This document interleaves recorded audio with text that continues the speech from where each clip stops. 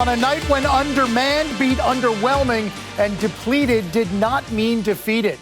5-1 the final, the Golden Knights over the Rangers. Welcome inside our Delta MSG studios. John Giannone alongside Steve Valiquette. Stunning in the fact that we just haven't seen it that much this year from this Rangers team. A game where, for the most part, they were non-competitive. Just the first 10 minutes. I mean, that was the start they were looking for. Mm-hmm. For whatever reason, it just stopped. And I mean, just stopped cold. You didn't see it again. You know, over the next 50 minutes, you just didn't see the energy the Rangers came out to start the first 10. That part's bizarre to me. The fact that Vegas, and this is what coaches would refer to as the spine of the team, the center ice position, defense position, goalie, Vegas is missing their starting goalie, their number 2D, and their top 2 centermen. You should just expose that team. You should annihilate that team. That's what I anticipated, especially after the first 10 minutes. But the Rangers allowed 3 more high-danger rush goals against. 47 now on the year. That's most in the NHL. Their goaltending is getting outplayed, and that's a problem too, Rangers. Since the new year, the Rangers have played 9 games. In 6 of those games, the other goalie's been better than theirs. And that's something we haven't seen here in a long time. Not a stretch like that. So there's a lot here this team has to correct. It's one of those now where it's time for a player meeting. You know, you got to just get down to it, guys, because you're going into the next game against Los Angeles that is a winnable game again. You can't give these away. Teams that win the Stanley Cup typically lose 22, 24 games a year. I don't see that as one you should have lost.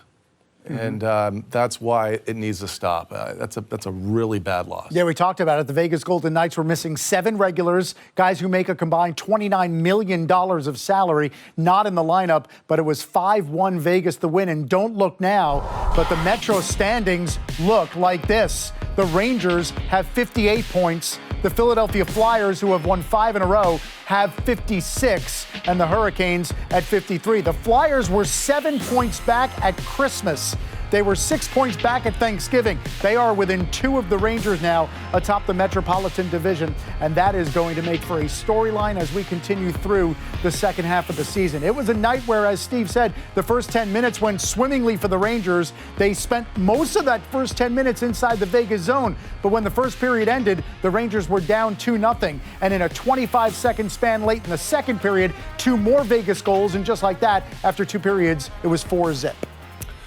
That's what happened. You know, when you look at what the goals looked like to me, if the goalie's not playing it the right way, oftentimes it's because the D's stick.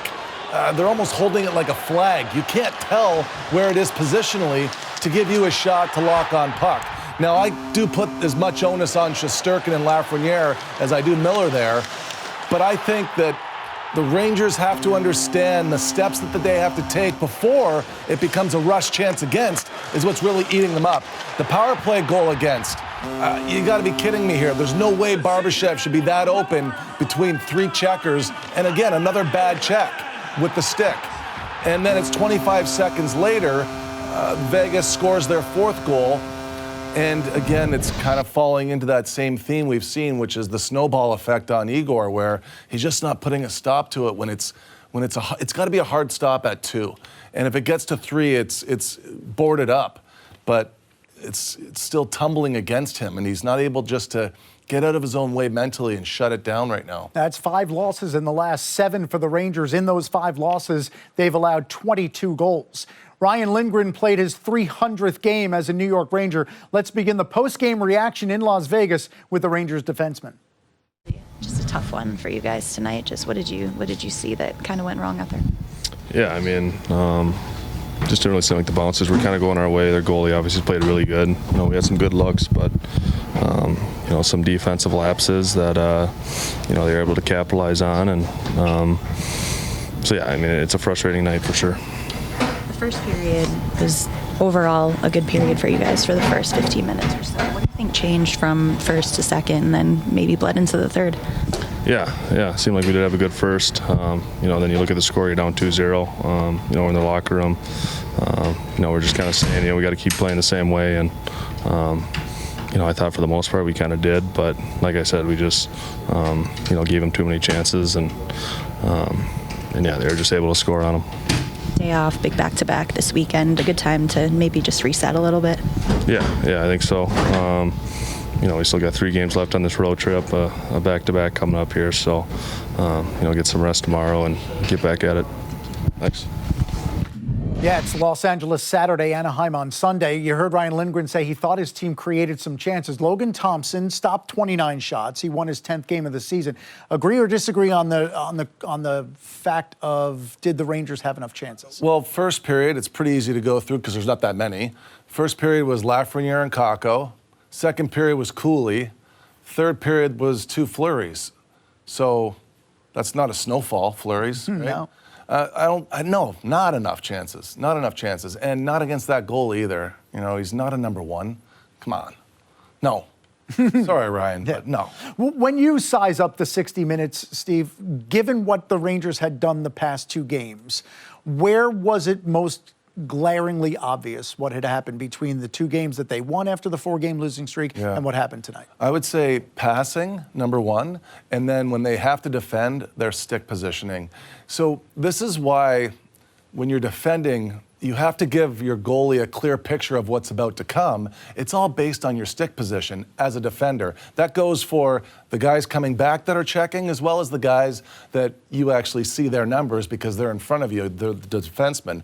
Now, the stick position, if it's in a right position and you're not bringing it back to block a shot, especially when it gets to the outside area, those passing lanes that open up because your stick's not in the right spot for that particular sequence, now Igor is trying to back up in his net because he's trying to protect himself on the pass, but during that time, he loses his net. And that's why high danger chances against off the rush are so difficult for the goalie. Now, yes, we always talk about the turnover that starts it or the bad change. Right.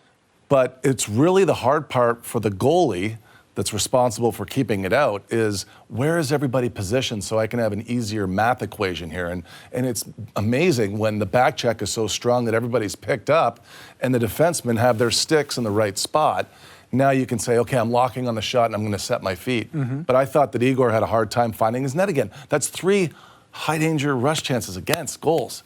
You can't, John, you can't. You can have the Stanley Cup champions over the last 5 years, they're giving up 2 chances a game. Rangers are giving up 5 and 6 and 7. Like, you're never going to win. You can't win a cup. And this is what it's all about, right? Like, I've been talking this way all season because I don't measure this team about making the playoffs or going around. It's, they got to clean this up because they have the pieces to win a cup. And now they have to perform a certain way. All right, so we talked about Igor Shesterkin, 3 goals against in the 2 wins that he had in the previous 2 games, 4 goals against tonight in a 5-1 loss. Mika Zibenejad had the Rangers' only goal of the night. Here is his reaction to this loss tonight. Yeah, I mean, when you don't score, then that's always going to be the talking point. We're not getting in front of him. We're not putting enough pucks. Yeah, that's obviously something that we could have done a better job of, but I think we still had some good looks to get a goal, especially playing like that the first 10 minutes or so in the first, and then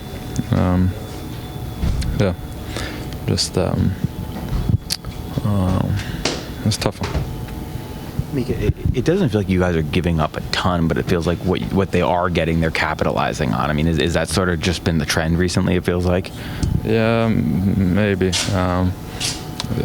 I think we didn't give them as much as we have been in the past in terms of, I think when, like you said, when we give up chances, we give up great scoring chances, and they're obviously taking advantage of those chances. But I didn't think we did that too much today. I think they're opportunistic. They made the most out of the opportunities that they got, and just one of those nights. I felt like the Seattle game at home, we didn't maybe generate as much. They had some better looks, and then we get our few looks that we score on, and all of a sudden we're up 4-1. So it's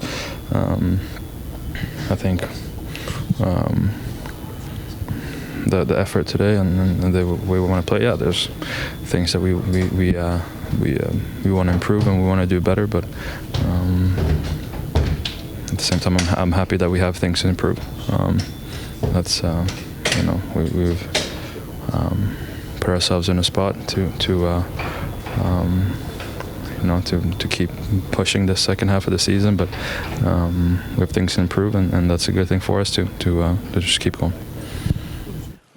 Yeah, Mika Zibenejad's right. They did establish what they are as a team in the first half of the season, which is why maybe tonight is so perplexing, because that first 10 minutes, as he pointed out, was so successful, yet they find themselves down 2-0 after one, and they just got deflated, which we're not used to seeing. Right, because October, November, they fought through it. Always. They always went through it. And that's where I'm perplexed. It's not the same team. They're not battling through it. They're taking it on the chin and then, sitting back on the bench and woe is me. That's not the game. They had 3 forwards tonight, Vegas. They had Marchessault, they had Stone, and Barbashev. And 2 of those guys had 3 goals between the 2 of them.